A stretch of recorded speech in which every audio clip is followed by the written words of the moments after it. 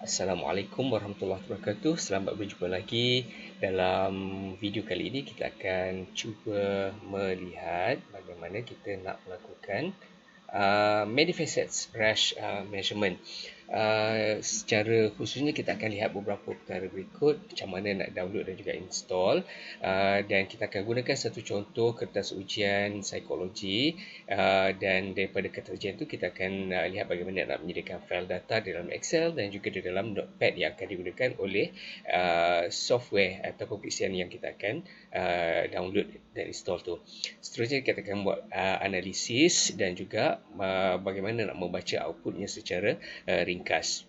Okey, jadi ini sebenarnya adalah satu cubaan untuk saya faham dengan lebih lanjut lagi dan juga memahirkan diri menggunakan MFRM, nak sebut pun masih lagi sangkut-sangkut ya, sebab saya baru belajar sebenarnya hal ini dan saya nak buat video ini untuk mengukuhkan kefahaman saya sendiri. Okey, nak download kita pergi ke winstep.com.minifact.htm ya.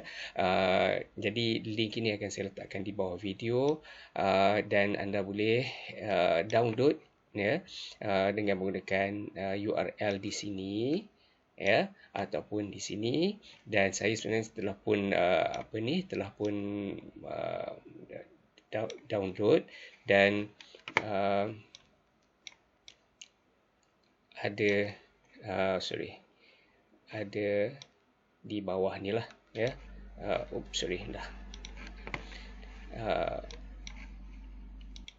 Okey, di sini ya, minifactinstall.exe. Jadi cuba run dan bila dah dibuka, just tutup saja dahulu ya. Saya akan tunjukkan cara ini sebab saya rasa dia bergantung kepada komputer masing-masing dan dia agak straightforward ya.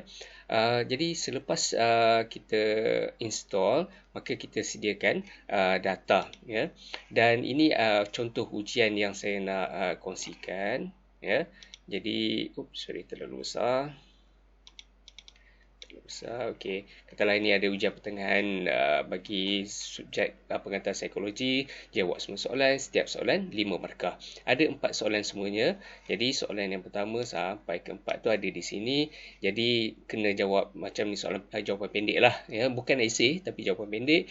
Dan 4 soalan ni dinilai oleh beberapa orang pensyarah ya, bukan seorang saja yang menilai. Jadi kita nak tengok apakah konsistensi dalam memberikan markah dalam kalangan pensyarah berkenaan, ada bias ataupun tidak, ada soalan yang sangat susah ataupun tidak dan sebagainya lah. Jadi itu bergantung kepada research question ataupun tujuan kita menggunakan analisis ni ya. Jadi sekarang kita sudah pun cover dua ni. Jadi seterusnya kita nak menyediakan fail data. Jadi katalah kita ada beberapa orang pelajar. Ya. So kita letakkan di sini dahulu ya, rater, ratee dan juga soalan. Jadi rater ni adalah pensyarah, ratee ni adalah student yang menjawab soalan, dan S1 sampai S4 adalah soalan 1 hingga soalan 4. Ya, jadi di sinilah kita akan masukkan markah ya. Jadi contoh yang saya dah sediakan ya, kita ada rater 1, 2 dan juga 3. So ketiga-tiga mereka memberikan markah kepada 6 orang pelajar bagi soalan 1, 2, 3 dan 4. Ya, jadi kalau highlightkan sedikit di sini ya. Jadi headingnya 1, 2, 3 dan rater, ratee, soalan 1, soalan 2, soalan 3 dan soalan 4. Cuma untuk kita masukkan analisis ke dalam Minifact, kita perlu save sebagai CSV. Dan ada satu lagi perkara yang kita perlu lakukan sebelum kita buat analisis di dalam Minifact. Okey, jadi apa yang perlu kita buat ialah kita perlu ubah sedikit saja ya. Jadi apa yang saya nak lakukan ialah di sini saya nak copy Okey, jadi kita ada apa data tu di sini. Jadi saya nak copy, uh, create a copy, ya. Dan saya nak namakan dia ni rename sebagai code, ya. Okey, supaya saya tak apa kacau data yang asal. Dan apa yang saya buat ialah saya nak tambahkan satu kolom di sini, insert kolom. Dan di sini kita beritahu berapa banyak item yang perlu dinilai oleh rater ini, ya. Jadi kita letak apostrofi 1 hingga 4 sebab kita ada 4 soalan, ya. Jadi kemudian kita copy dan paste saja kepada semua baris apostrofi, ya. Dan kita delete, ya. Jadi inilah yang kita hendak savekan. Jadi saya akan savekan file, save as, saya letakkan di D, kemudian ujian psikologi multi-rater, dan save sebagai CSV, bukan Excel, ya. Save sebagai CSV, delimited, dan save, ya. Okey, kemudian just okey. Yep. Okey, so sekarang kita boleh keluar daripada Excel dan kita lihat kepada Notepad, ya. Jadi saya buka file di ujian multi-rater tadi dan open with Notepad, ya. Jadi ini yang kita dapat, ya. Ini kita dapat. Dan data ni kita boleh copy, Ctrl C, dan kita akan gunakan dalam satu lagi file Notepad. Yang ni saya akan mungkin boleh berikan link kepada file ni, ya. Ini adalah satu file yang kita gunakan untuk buat analisis dalam Minifact nanti. Jadi yang di atas ini merupakan sintaks, ya, tak perlu banyak diubah, ya. Kemudian ini menunjukkan bagaimana kita menyusun data kita ataupun struktur data kita, dan yang bahagian ketiga ni adalah data itu sendiri, ya. Okey, sintaks, data structure dan juga datanya. Jadi di sini apa yang kita perlu ubah adalah di sini.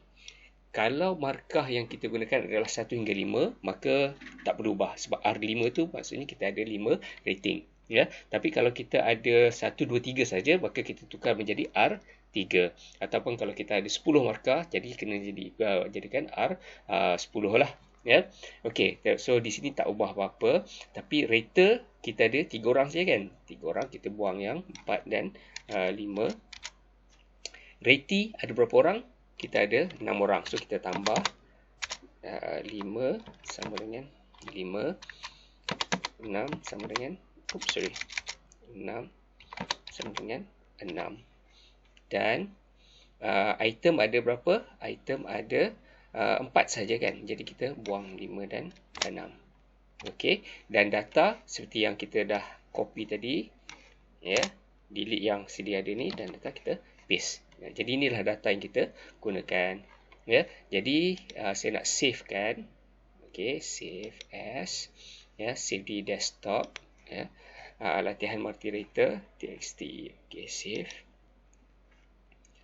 Kemudian apa yang saya buat ialah saya cuba cari apa file tadi di sini, dan apa yang saya buat adalah drag kan dan letak di atas Minifact, ya. Jadi kita dah dapat Minifact di sini. Jadi just klik OK saja, dan dia dapat output file dia di desktop juga, dan kita open. Okey. Jadi sebenarnya tak perlu banyak klik, banyak persiapan di dalam menyediakan datanya sahaja. Jadi di sini kita dah ada banyak perkara yang kita boleh buat, membacanya lah, ya, membacanya, dan juga cuba mendapatkan tafsiran tentang apa yang kita dapat daripada raters tadi tu, ya. Jadi kalau di sini kita hendakkan chi-square ni significant. Significant maksudnya data itu boleh dianalisis menggunakan multi-rater ataupun many facets ni lah. Ya. Jadi kalau angka yang kita dapat tu p value dia tak significant, maksudnya kita tak boleh lah menggunakan kaedah ni. Ya. Okey. Kemudian kita tengok right map ni. Right map di sini, saya cuba besarkan sedikit, zoom in. Ya. Semakin tinggi semakin sukar untuk di soalan tu lah. Ya. Jadi item 3 dengan 4 ni nampaknya sukar. Item 1 macam average dan item 2 mudah. Item 2 mudah untuk dijawab lah. Ya, dan kita tengok reti antara student tu, student 1 yang paling bagus performance dia dan student 5 paling rendah performance dia. Ya. Dan dari segi rater nampak semuanya macam seimbang lah, semuanya dekat-dekat dengan semuanya dekat dengan masing-masing, ya. Dan dari segi separation mungkin kita dapat tengok berdasarkan skala sini mungkin ada 4 ataupun 4 kategori pelajar lah di sini, ya, 1, 2, 3 dan 4 di sini. Okey, itu dia punya right map, ya.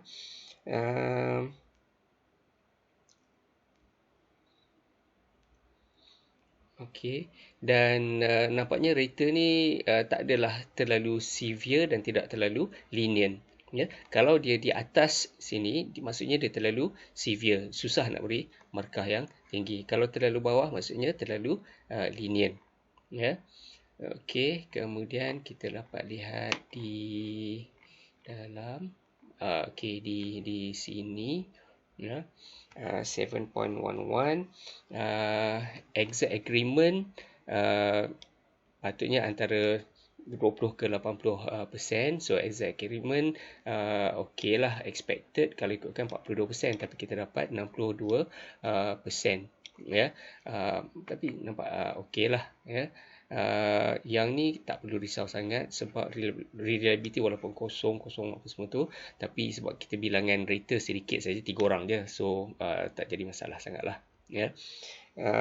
Kemudian kita tengok measure di sini, ya, 3 angka di sini. So total score yang diberikan oleh mengikut measure ni agak lenient lah, ya, agak lenient. Negative numbers, rater B ni paling strict lah dalam kalangan 3 ni. Yang rater A paling lenient, B paling severe, paling mau kata kedekut markah lah, A yang paling lenient. Okey, jadi measure di sini kalau boleh kita tengok juga infit dan outfit, ya. Semakin dekat dengan satu semakin bagus fit dia. Jadi di sini kalau kita tengok okey lah, ya. Dia sepatutnya dia berada antara 0.50 ke 1.5, so tak ada masalah, ya. Standard error pun lebih kurang daripada 0.5, so it looks okey, ya. Kemudian kita lihat table 7.21, ya, rater 7.21, reti measurement report, ya. So reti satu, okey, di sini kita lihat reti nombor 1 ni paling power, ya, sebab dia measure dia paling tinggi, ya. Kemudian seterusnya sampai ke bawah, yang ni nampaknya paling teruk performance dia, dan measure paling rendah, dan standard error dia pun lebih daripada 0.05.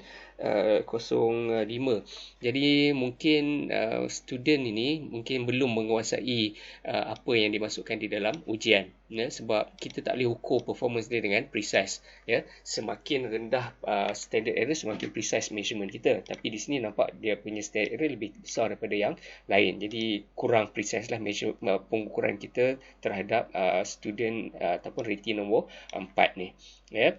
Dan dari segi infit dan outfit tak ada masalah banyak, kecuali untuk nombor 3, rater nombor ratee nombor 3, student nombor 3, sebab ini lebih daripada 1.5. Jadi kita boleh tengok balik semulalah apa yang berlaku dengan student ni, ya. Outfit pun 1.73, besar sedikit, ya. Okey.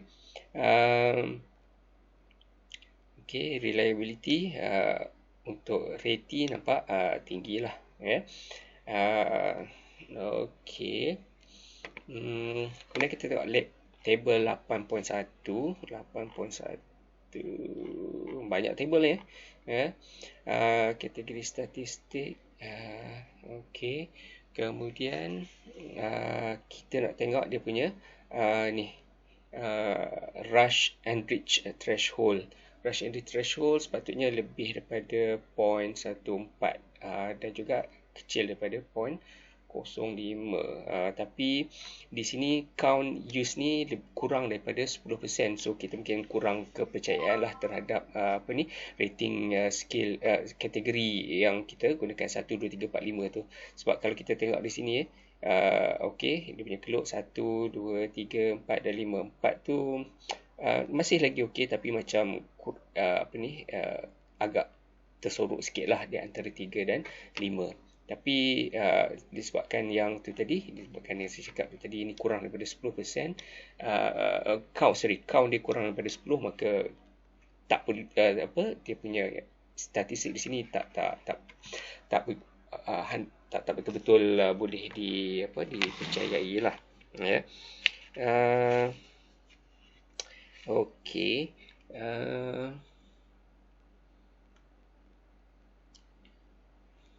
Kemudian table 4.1, di sini kita nak tengok situasi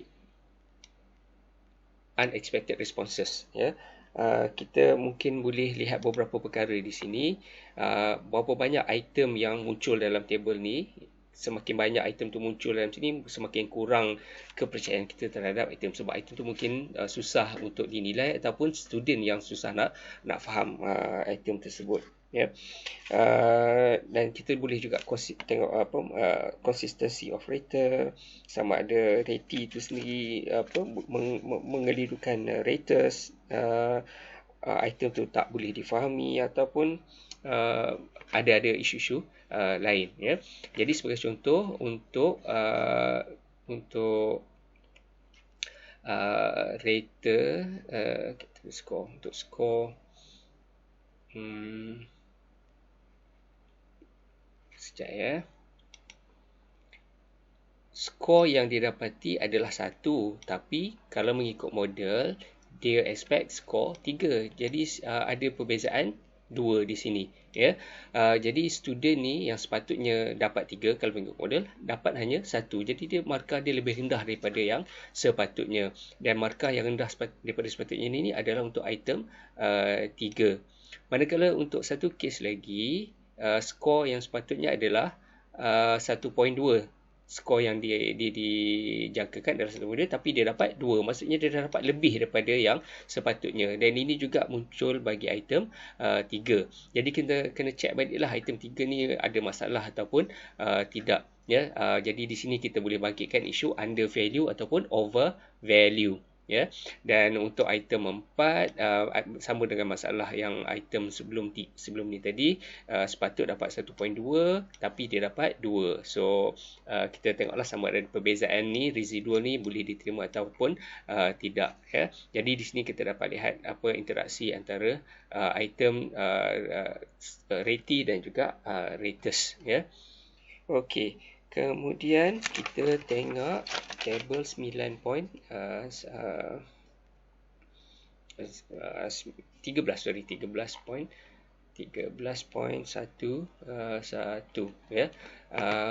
Item 13.1 kita tengok untuk total score. Tadi kita tengok macam bias untuk item. Jadi di sini kita tengok ada bias ataupun tidak ya. Kalau kita tengok untuk apa ni dalam contoh yang ni, expected score 12.72, observed score 12.7. Jadi beza dia tak banyak lah, sikit saja ya. Dan kalau kita tengok bias pun tidak banyak, biasnya macam kurang lah ya. Dan kalau kita nak lihat lebih detail, kita pergi di sini ya, pergi balik pada Minifact, output plot, kita tengok bias interaction ya. Sebab table 13 ya, aku nak ada muncul di sini. Table 13 kita nak fokus pada table 13 saja ya. Rated kepada reti ya, dan kita buat output to screen, dia akan ambil masa sedikit ya. Okey, dah keluar. Jadi kita dapat lihat di sini ya, 3 rater A, B dan C. Rater 2 ni dia terlalu strict, kedekut markah berbanding dengan yang 2 lagi. Jadi mungkin ada interaksi rater dan juga reti ya.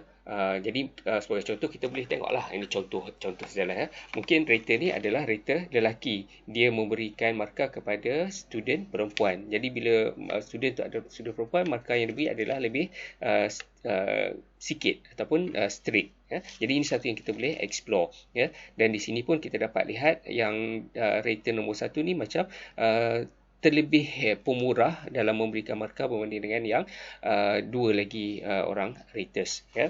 Jadi itulah saja sedikit yang boleh dikongsikan cara nak membaca output. Of course seperti yang saya cakap awal ini sebenarnya lebih kepada untuk saya memahami bagaimana nak melakukan analisis ni ya. Jadi mudah-mudahan ada manfaatnya kepada yang mendengar ini. Kalau ada apa-apa kesalahan, just nyatakan di bahagian komen. Okey, semoga kita berjumpa di video yang lain. Thank you. Terima kasih. Jumpa lagi.